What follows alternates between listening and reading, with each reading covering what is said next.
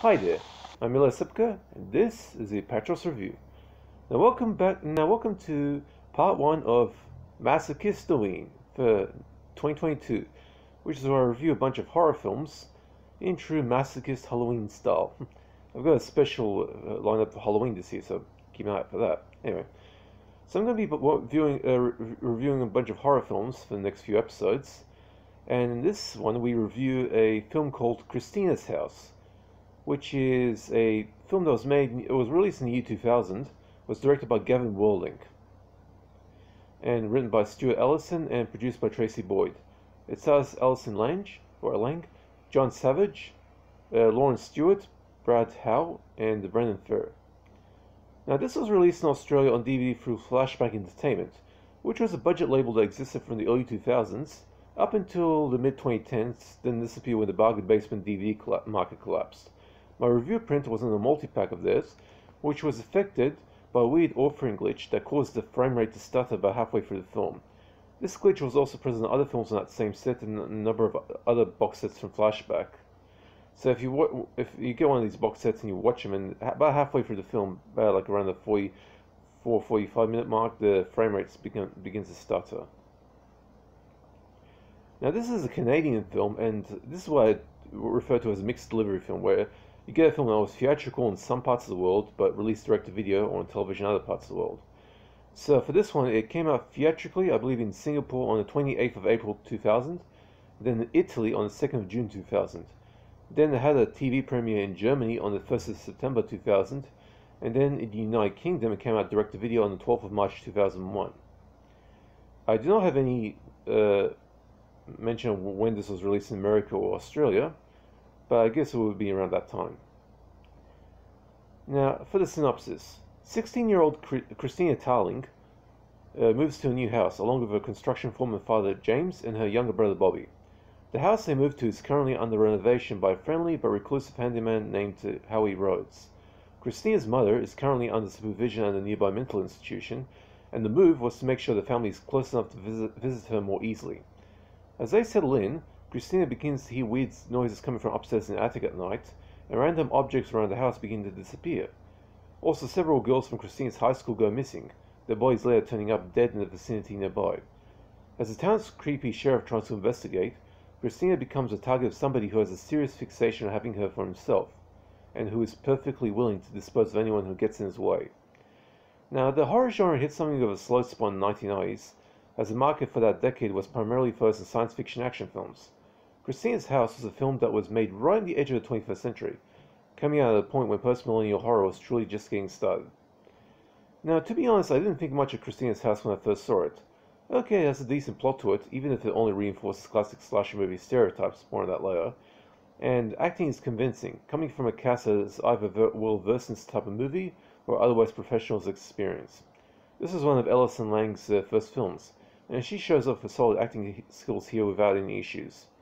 Also notable is that the film was shot on film, which was quickly going to be rare in the 2000s independent horror genre scene, as the proliferation of digital video camcorders was going to explode in the opening years of this century. I've seen enough horror flicks shot on digital camcorders to know that these things had done the horror genre a disservice. Too many bad horror movies made on digital video and shot video that came out at that time was pretty ugly. Now, this is a Canadian film that was released theatrically in places like Singapore and Italy, and either direct-to-video or directly to television in other places.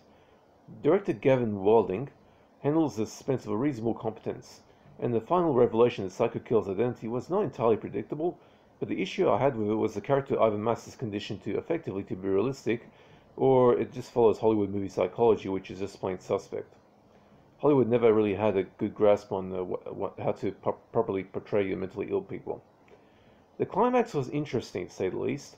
Well, with the hidden cubbyhole that allowed the psycho to effectively live in the house without it being detected, which is a pretty damn creepy concept if you think about it. Imagine you move to a house and you find out that somebody's living there with hidden tunnels around the house. In fact, Wes Craven actually made a movie about that called The People Under the Stairs. And while the revelation that the windows of the house have been covered in shatterproof lamination and the doors have remote locks was also reasonably startling. Ultimately, for her, Christina's House isn't anything special in the slasher film market or horror in general. There's a few things the movie does right, but nothing that's actually standout in any way. If you do happen to come across this flick, if the price is right, go ahead and pick up a copy. Just don't expect any hidden gems here. So Christina's House gets itself a C, 4 out of 10. It's an average film at best, although compared to many other independent horror films that came out later, it stands out near the top of the heap, due to its rather sleek production values. But ultimately just an average film.